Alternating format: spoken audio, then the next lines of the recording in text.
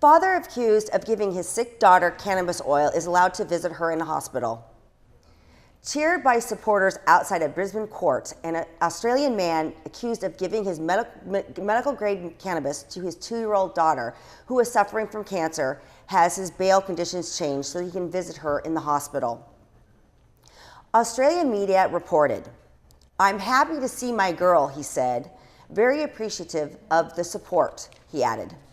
The man, who cannot be named for legal reasons, was arrested on January 2nd as he was initially banned from seeing his daughter. Local media reported he is facing charges of possession of dangerous drugs and supplying drugs to a minor after giving medical cannabis oil to his daughter, who was suffering from stage 4 neuroblastoma. Australian media reported, since arrested, the father has thousands of supporters throughout social media, some who are outside the court to show their support. It's a bit ridiculous that cigarettes, which are known tobacco, which are cancer-causing, are legal, and that medical marijuana is illegal, unidentified supporter. All this gentleman is doing is adding to what's already offered to his daughter. He's not taking anything away, another said. Medical marijuana is banned in Australia. This case will adjourn February 23rd.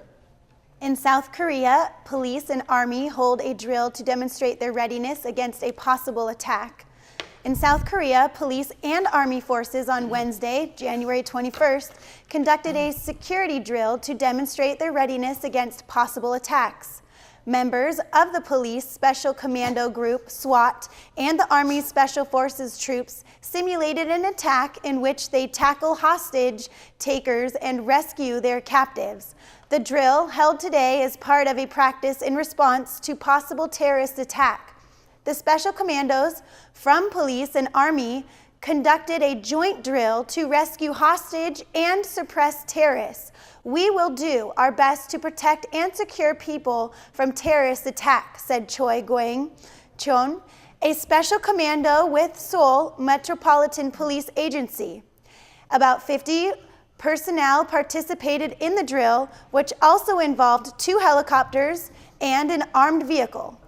Protests in Nepal as opposition triggers constitutional brawl.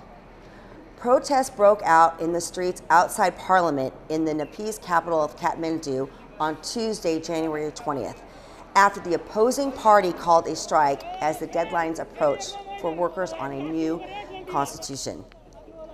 The demonstrators set fire to a motorcycle and attacked a press van. Earlier on Tuesday morning, scuffles broke out inside Parliament as oppositional members rushed towards the stage, stood on desks and threw chairs. The former Maoist rebel lawmakers were attempting to prevent the ruling coalition from pushing ahead with a vote to settle several disputes, pointing in the new constitution. A new constitution is widely seen as critical to ending the instability that has plagued Nepal since the end of the Maoist-led civil war in 2006. The constitution has been thawed by different among political parties over how to divide the country into a federal states. The opposition, which includes the Maoists as well as a string of small regional parties, wants to create 10 states and name them after different ethnicities and marginal groups. The ruling centered left alliance says Nepal does not have enough resources to support several states, adding that the creation of federal units along ethnic lines could spark tensions. The government has said it will go ahead with a vote on dispute issues if opposition parties fall to agreement on the striking points. In protest, the Malays-led opposition called for nationwide shutdown of schools, colleges, factories, businesses, and public transportation. Police detained 30 people across the country for stoning vehicles and for arson, as protests broke out after the strike was called. Police said one Maoist lawmaker was injured when protesters clashed with the police in Kathmandu. The deadline for the work on the new construction is Thursday, January 22nd. China punishes officials over Shanghai New Year stampede. In China, has punished 11 Shanghai officials for failing to prevent a New Year's Eve stampede that killed 36 people, injured dozens, and dented the image of the country's most cosmopolitan and best managed city. Huangpu District's party's leader, district chief police, and deputy police chief were stripped of their party posts and fired, officials said at a news conference. Another 7 officials, including 2 city police officers, were disciplined. Municipal officials involved in the investigation blamed the stampede on government and Communist Party leaders from the Hongpu district, home to the riverfront Bund area where the disaster happened. This stampede was caused by a lack of preventative and response preparation for a mass event, poor management on the spot, and unsuitable on-site response measures. And I was a minor public security fallout that has resulted in heavy casualties and severe consequences. The Hongpu district government and related department share inescapable responsibility for the incident. Zhang Jingwang, head of the Municipal Emergency Committee and member of the investigation team, said at a news conference on Wednesday, January 21st, most of those killed in the stampede were in their 20s. Another 49 people were injured, 3 of whom were still in the hospital. We are very sad and feel extremely guilty and remorseful. Here on behalf of the city government, I again express deep mourning for the victims, express deep regrets to the families of the victims, the injured, and their families, and express deep remorse to the people of Shanghai, said Zhu Bao. Vice Mayor of Shanghai told reporters.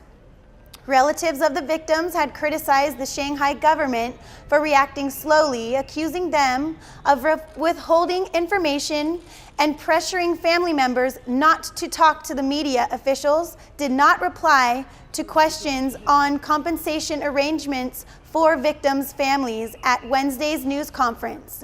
Shanghai's city-level officials escaped relatively unscathed in a case that had drawn widespread interest. Asked why more senior city officials and police were not made to take responsibility, the Shanghai municipal government officials said China's law on emergencies meant the Hongpu's district government was mainly to blame. Other departments were only responsible for guidance and supervision. Shanghai has canceled a series of events since the disaster, including annual Lantern Festival celebrations. Calixin magazine reported last week that district officials denied at a nearby riverfront Japanese restaurant owned by Shanghai government, where average prices range between $305 to $628 per person, hours before the stampede. On Wednesday, local government said Hongpu's party boss Zhu Wei and other district officials had eaten there. It said Zhu and 2 others had violated the spirit of party rules against extravagance and using public funds to eat and drink at New Year's countdown party. Media tycoon Jimmy Lai reports to Hong Kong police faces charges. Media tycoon Jimmy Lau, an outspoken critic of Beijing who supports Hong Kong's large-scale pro-democracy protest, was released by the police on Wednesday, January 21st, after being told he faces 2 charges. Lai told journalists that he was arrested and accused of 2 crimes: organization and assembly of illegal assembly and participating in illegal assembly. 2 charges, he said. He refused to be bounced by bail. Police then released him unconditionally. Lau was arrested and then released in December, where he refused to leave on the protest sites during the demonstrations that came to be known as the Umbrella Revolution. A self-made millionaire, Lai founded Next Media and tabloid Apple Daily. He stepped down as chairman of Next Media and publisher of Apple Daily in December. His home, as well as headquarters of Next Media, were firebombed last Monday, January 12th. No one was injured. In 2013, masked men torched tens of thousands of copies of 2 Apple Daily editions at distributor points. Last year, Next Media said HSBH Holdings and Standard Chartered pulled millions of dollars worth of advertising from Apple Daily after being pressured by Beijing. Decisions both banks said were commercial. Lai's home has been attacked before, including being rammed by his car and having a machete, an axe, and threatening messages left at his driveway. He remains in the majority shareholders in Next Media, which publishes Next Magazine and Apple Daily. U.S. calls for release of Japanese civilians held by Islamic State. The U.S. Assistant Secretary of State for East Asia and the Pacific, Daniel Russell, condemned on Wednesday, January 21st, Islamic State's threat to murder 2 Japanese citizens. Japan confirmed on Wednesday, January 21st, the identities of its citizens in the video purporting to show 2 Japanese hostages being held by the Islamic State armed group. The militant group released an outline video on Tuesday, January 20th, showing 2 Japanese captives and threatening to kill them unless it received $200 million in ransom. With respect to the aristocrat's threat by ISIL to murder 2 Japanese citizens, the United States has made crystal clear that we condemn and deplore that threat, Russell said in a news conference following a meeting with Philippine officials in Manila. We call on ISIL to ensure the safety and to release these civilians at every level, including a few hours ago, in a conversation when Secretary Kerry phoned the Japanese foreign minister. We have reaffirmed our strong support and full cooperation with the government of Japan. When a nation stands for justice and liberty and freedom, it does not stand alone, he said. A black-clad figure with a knife standing in a barren landscape along with 2 kneeling men wearing orange clothing said the Japanese public had 72 hours to pressure their government to stop its foolish support for the U.S.-led coalition waging a military campaign against Islamic State. A few days before the video was released, Japan Prime Minister Shinzo Abe, on his trip to the Middle East, pledged $200 million in a non-military aid for countries contending with fighting Islamic State. Rescuers prepare equipment to retrieve Air Asia's fuselage. Indonesian search and recovery teams were prepared equipment at Kumali port on Wednesday, January 21st. For the operation to retrieve debris from the crashed AirAsia Airbus debris, continuing bad weather that has hampered operations for the past few days. National Search and Rescue Agency Operation Co-Ordinator Supriyadi was overseeing the preparation of the balloons, which they are hoping to raise the fuselage and other debris from the bed of the Java Sea. We already have 70 balloons. We have prepared the point of search to be delegated so that together, Banda Aceh and it will expect this operation together. I hope with all these components we have gathered, we can fully maximize our resources to raise the AirAsia debris.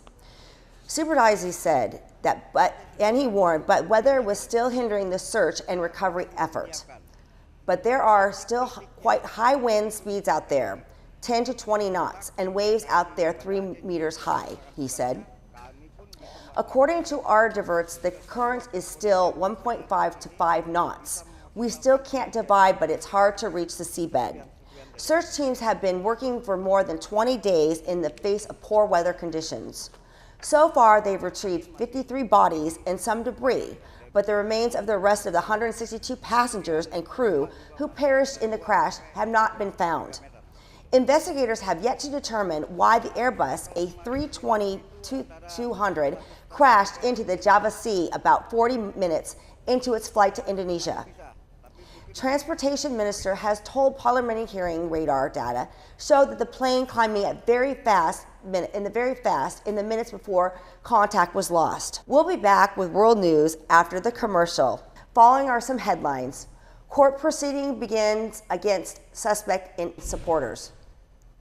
In Syria, Foreign Minister vows to end Israel's tools in response to assault.